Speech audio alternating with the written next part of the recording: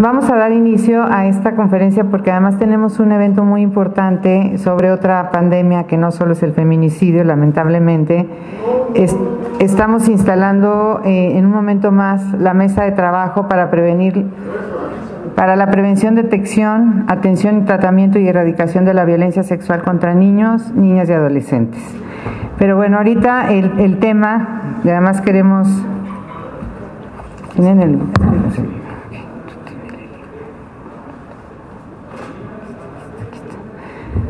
Bueno, primero quisiera comentarles que tuvimos una reunión a la que fueron convocados los medios de comunicación la semana pasada, una reunión que ya presagiaba todo un tema alrededor del feminicidio, y era una reunión donde uno de los propósitos era la presentación de un estudio sobre el tipo penal de feminicidio en México, su aplicación en los estados y la imperante necesidad de su homologación en la tipificación y sanciones.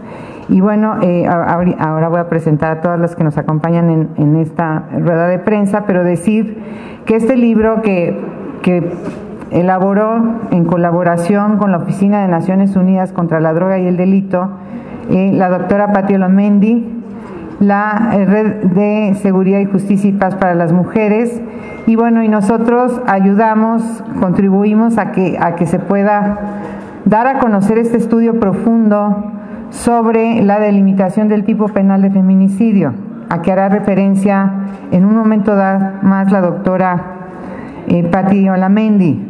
También está con nosotros Indira Sandoval, que es de las Constituyentes Ciudad de México, y Mónica Herrerías, que tiene una organización muy importante que se llama Reguilete, que además da acompañamiento a todo el tema de abuso sexual y violación, bueno, más bien abuso y violación sexual contra niños y adolescentes, y además también es una conocedora muy importante sobre el tema del feminicidio en este país.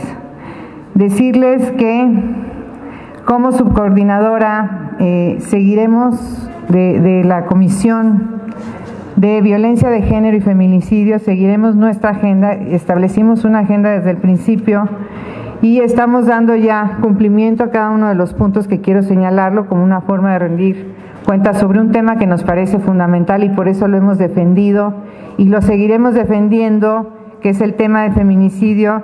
Y solamente quiero hacer, además de decirles cómo hemos cumplido, quiero hacer un comentario muy importante que nos preocupa muchísimo y que seguramente aquí señalarán las expertas, que nos hemos dado la tarea de leer el plan de persecución penal de la Fiscalía General de la República, al plan al que está obligado por la propia ley orgánica de la Fiscalía General, que no se había presentado. Y vemos con mucha preocupación que no se contempla como un delito fundamental el delito de feminicidio. Esto quiere decir que aunque se reconozca en el Código Penal o se mantenga en el Código Penal como está actualmente o en el futuro Código Penal, no hay una estrategia por parte de la Fiscalía General para el combate a un flagelo que es el feminicidio. Y así como levantamos la voz para evitar que el feminicidio se sustraiga del Código Penal y que se le dé una clasificación distinta, no entendiendo el fenómeno del feminicidio, haremos lo propio para que se incluya en el plan de persecución penal un asunto que nos involucra a todas las mujeres de este país y que nos parece muy grave que vuelva a haber una omisión, un desconocimiento, y que no esté considerado como uno de los delitos fundamentales a combatir con toda una estrategia de capacitación, de especialización.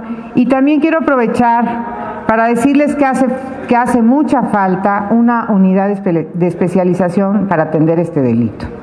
Nosotros, en aras de la austeridad republicana, eliminamos el FEVINTRA y nos parece que es momento de restituir. El fenómeno no ha decrecido, se ha ampliado, se ha convertido en una pandemia, en un tema de emergencia nacional, como lo hemos señalado en diferentes foros, y por eso también queremos levantar la voz, porque nos parece que el tema del feminicidio debe ser una política de Estado y no una política de simulación.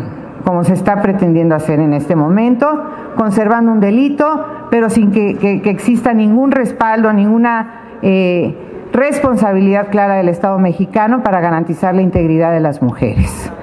Y por otro lado, decirles que seguiremos con nuestra agenda. Estamos dando asesoría y acompañamiento a las mujeres y fundamentalmente a las mujeres que se les ha negado, que sufren violencia, y sobre todo a las que se les ha negado el acceso a la justicia, y en el tema de feminicidios. Tenemos muchos asuntos que han llegado directamente a nuestra subcomisión y seguiremos atendiéndolas porque nos parece que es parte de nuestras responsabilidades. Y además nos acompañan en esta atención un consejo consultivo del que forman parte quienes están aquí en esta conferencia de prensa y muchas mujeres más que están acompañándonos, incluyendo a los familiares de las víctimas.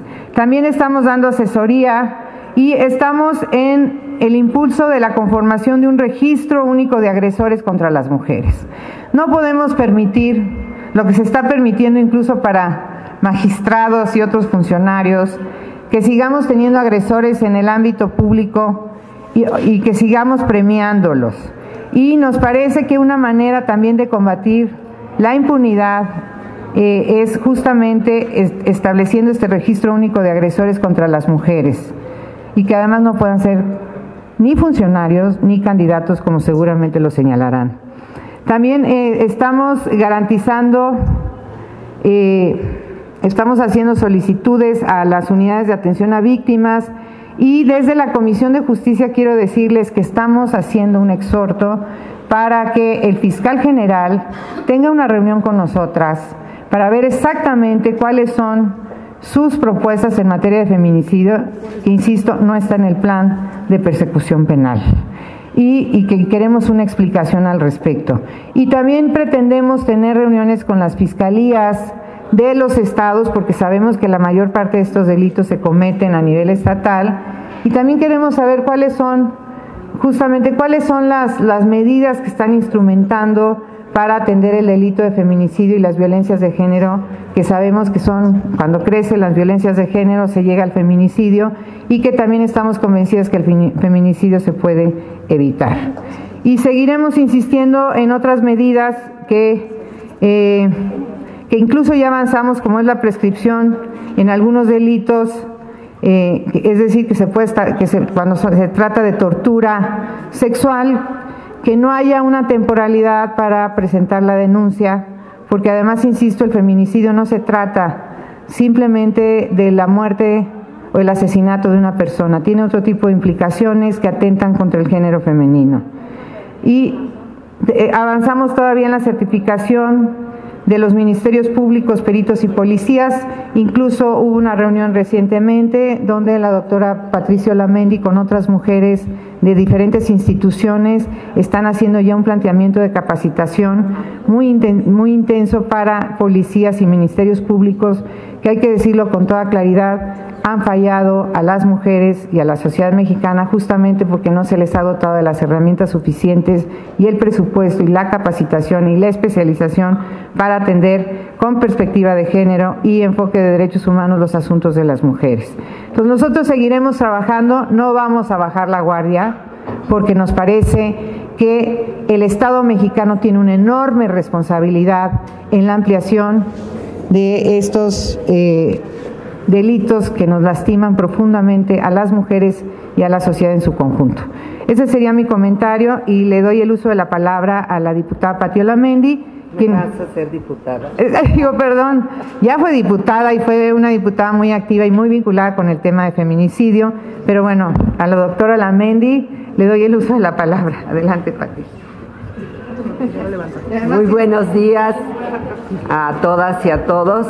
El estudio que se entregará el día de hoy a todos ustedes, ojalá y nos ayuden a su difusión, es un estudio que la Oficina de Naciones Unidas contra la Droga y el Delito lo patrocina a fin de que sirva como una herramienta de trabajo para los diferentes congresos federal y locales, de tal suerte que puedan ajustar sus reformas en materia de feminicidio.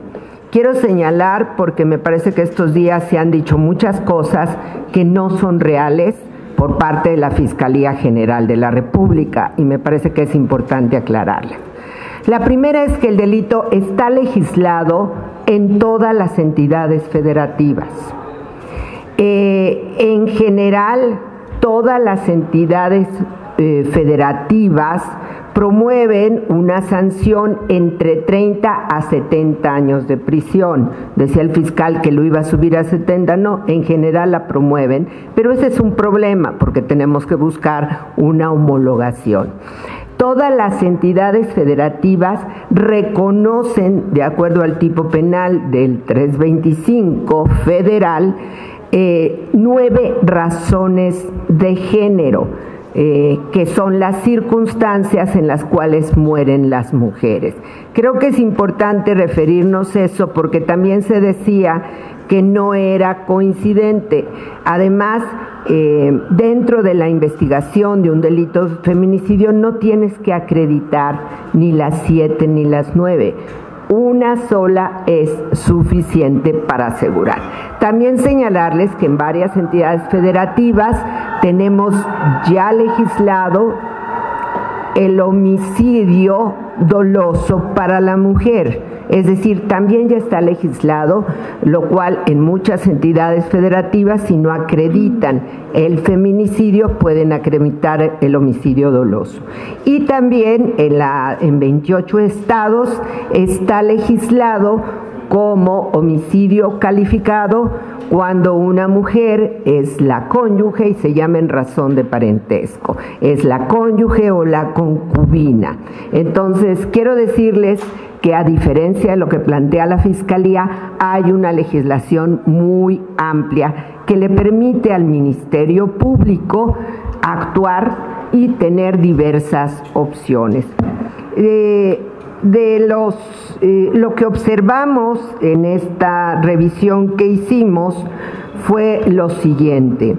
En general, como yo les decía, la inmensa mayoría de los estados, 9 razones de género son coincidentes en toda la República. O sea que si bien no hay una homologación total, sí es muy similar en todo el país. ¿Cuáles tenemos? La más importante es que la víctima presente signos de violencia sexual en cualquier tipo. Perdonen si a los fiscales del país y sobre todo al fiscal general, acreditar esta razón de género es muy sencilla a través de un pericial. No se tiene que quebrar la cabeza, ¿eh? A la víctima se le haya infringido lesiones o mutilaciones degradantes en el cuerpo. También un dictamen pericial es más que suficiente para darnos cuenta de lesiones o mutilaciones. Existen antecedentes de cualquier tipo de violencia en el ámbito familiar, laboral o escolar de parte del sujeto activo. Creo que la violencia en el hogar, la violencia doméstica, siempre tiene huellas, ya sea que la mujer haya acudido a un hospital, ya sea que la mujer haya acudido previamente a denunciar. Al respecto, es importante que lo sepan los ministerios públicos, casi el 40% de las mujeres asesinadas en este país fueron previamente a pedir apoyo, ya sea a la policía o al Ministerio Público. Por eso es tan grave la omisión de la Fiscalía de sacar del plan de investigación el feminicidio y la violencia contra las mujeres, porque más de 40% de los feminicidios pudieron evitarse y no lo hizo la autoridad. Lo más grave todavía es que somos el país con más alto índice de muerte violenta en el mundo y aquí nuestra Fiscalía se da el lujo y la libertad de borrarnos de la investigación criminal. Grave, serio, y creo que constituye una de las violaciones más graves a los derechos humanos contra las mujeres en México. Señala otra razón de género, haya existido entre la víctima y el agresor una relación sentimental o de confianza. ¿Es difícil acreditar esa razón de género? También es muy sencillo hacerlo.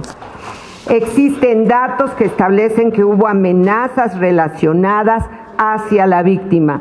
¿Es difícil hacerlo? No. Puede haber testigos, puede haber documentos, puede haber mensajes incluso de WhatsApp, que es tan común.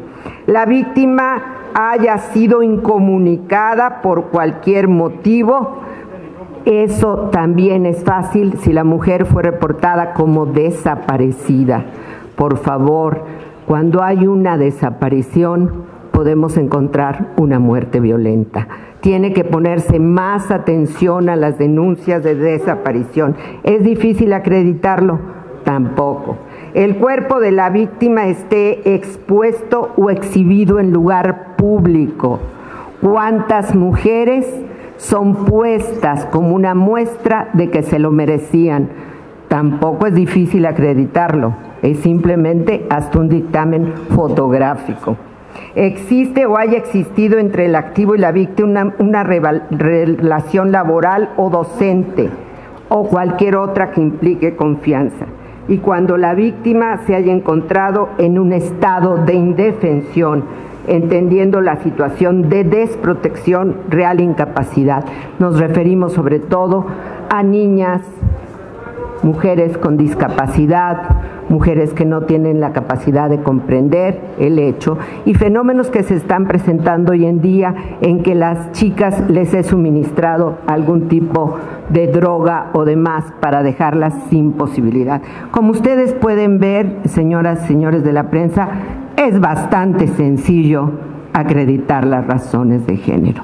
Lo que aquí hay es una voluntad de negar total y absolutamente los derechos humanos de las mujeres y la protección que merecemos por parte del Estado. Yo les dejo, ojalá y nos ayuden a difundir este documento con una última mención. Hablamos, la Convención contra la Discriminación y contra la Violencia habla claramente de la violencia que se comete contra las mujeres por el solo hecho de ser mujeres.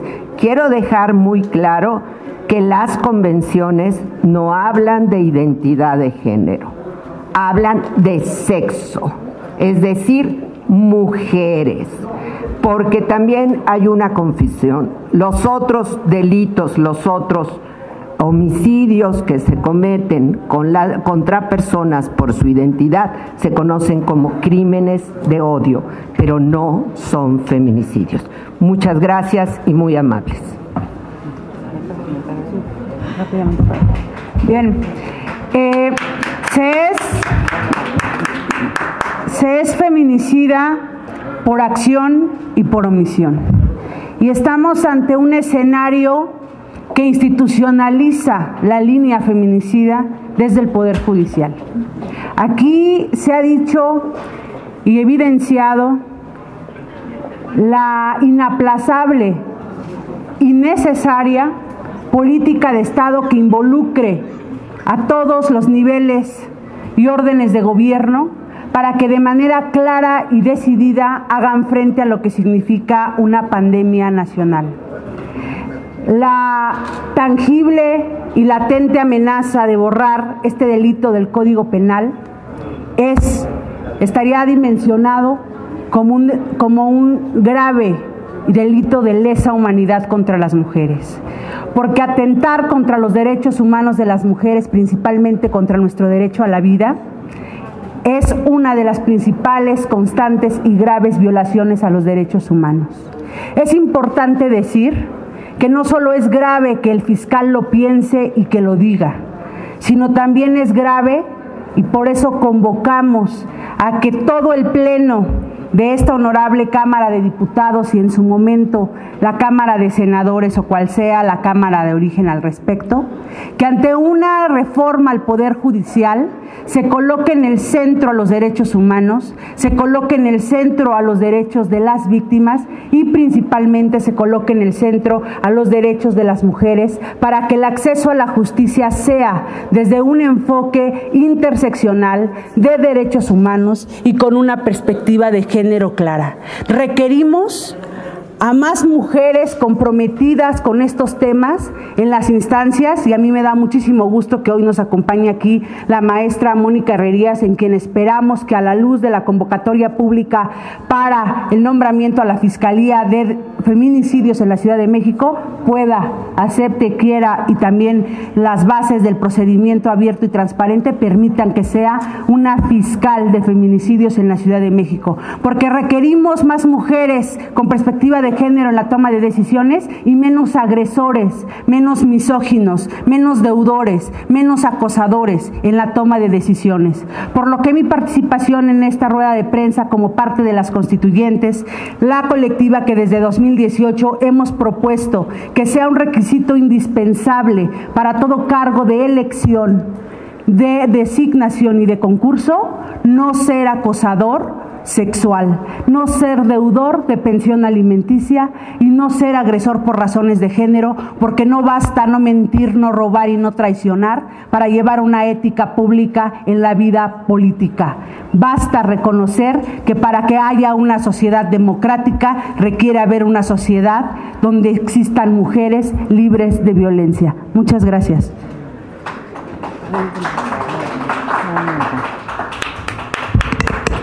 ¿Qué tal? Muy buenos días. Su servidora Mónica Araceli Herrerías Domínguez. Sí, efectivamente, deseo compartirles esta decisión que ha costado un poco de trabajo desde lo personal, no desde la experiencia o la trayectoria académica, sino desde lo personal. Considerar como alternativa la postulación a ocupar la Fiscalía de Feminicidios de conformidad con la convocatoria publicada el pasado 10 de enero del año en curso por una simple y sencilla razón.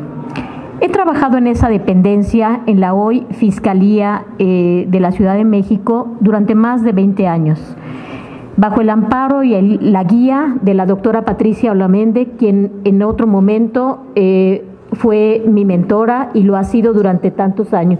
Muchas gracias, doctora, por todas esas grandes experiencias, por todas esas grandes enseñanzas y bueno, pues además la doctora Olamendi ha sido también la persona que publicó el primer protocolo en materia de feminicidios, en el cual un poco pudimos haber abonado. Entonces creo que la experiencia profesional, personal, nos puede llevar a proponer y poner sobre la mesa que lo importante en la atención a las víctimas tiene que ser desde un trato igual al derecho a una vida libre de discriminación y de violencia contra las mujeres y las niñas, que por supuesto sabemos que es generado por el odio y el desprecio, como una forma de abuso de poder de la violencia machista en el marco de la atención oportuna a las denuncias y además intentando que haya cero impunidad. Sí, claro, a la Fiscalía de Feminicidios no le corresponde la prevención, pero sí la atención. Considerando que le toca la atención, sabemos que se requiere personal altamente especializado y que ese personal tendría que voltear la mirada a realizar análisis de contexto, cuáles eran las condiciones en las que vivía esa mujer, que no pierden la vida las mujeres, son asesinadas en este país. Y que además esas mujeres que son asesinadas tienen derecho a que se defienda la dignidad de la vida sin cuestionamientos, como en otros momentos hemos escuchado declaraciones misóginas y que cuestionan y laceran, por supuesto, la vida de esas mujeres. Entonces, no nos cabe la menor duda que la propuesta sería enfocar la atención en una profesionalización del personal ministerial, del personal policial y sobre todo del personal pericial, que hay ya toda una serie de alternativas periciales de metodologías como la autopsia psicológica, el análisis de contexto antropológico, las periciales en materia de psicología, criminología, criminalística, y que lamentablemente hoy por hoy son muchas de estas disciplinas las que no son tomadas en consideración al momento de que se está realizando la investigación criminal. Adicionalmente a la mirada que cualquier servidor o servidora pública con la que podamos estar compartiendo y haciendo equipo desde esa fiscalía, tenemos que considerar que hay toda una serie de categorías de análisis que ya están desarrollados y que tienen que realizarse desde un enfoque multidisciplinario, práctico y con una perspectiva de género. Interés superior a la infancia, por supuesto, pero sobre todo priorizando el derecho de las humanas a una vida y que esta vida además sea libre de violencia. Es importante también seguir los protocolos de actuación como el que estamos comentando, que la doctora nos ha enseñado durante tantos años de experiencia profesional a seguir, y los protocolos además es importante decir que no son sino una guía mínima que nos permite hacer a manera de checklist como parte de ese proceso de investigación criminal. México ha firmado, ha suscrito y ha ratificado toda una serie de tratados internacionales que no pueden ser un acto gracioso del servidor o servidora pública a su cabal cumplimiento. Tenemos que cumplir con esos tratados internacionales en la actuación. Tenemos una serie de estándares internacionales y también tenemos la mirada de la sociedad con toda una serie de expectativas a cumplir. Todos estos protocolos pues han sido ya señalados de manera detallada, categorías de análisis, y cierro yo de manera muy breve considerando que sí contamos con esa formación personal, profesional y académica, pero sobre todo creo que lo que mejor me describe, y está mal que yo lo diga, pero creo que las personas que en algún momento me ha tocado atender como víctimas no podrán negar que lo hemos realizado desde un trato sensible y que contamos con la ética profesional y con las habilidades que requiere la atención de las víctimas directas, pero también de las víctimas indirectas. Así es que esperamos poder ocupar ese cargo en la Fiscalía. Muchas gracias. Gracias. Sí quisiera yo preguntar si hay algún comentario de ustedes como medios de comunicación. No hay preguntas. Bueno, pues agradecemos mucho la presencia de los medios y pronto les diremos cuándo vamos a presentar el libro formalmente en esta Cámara de Diputados.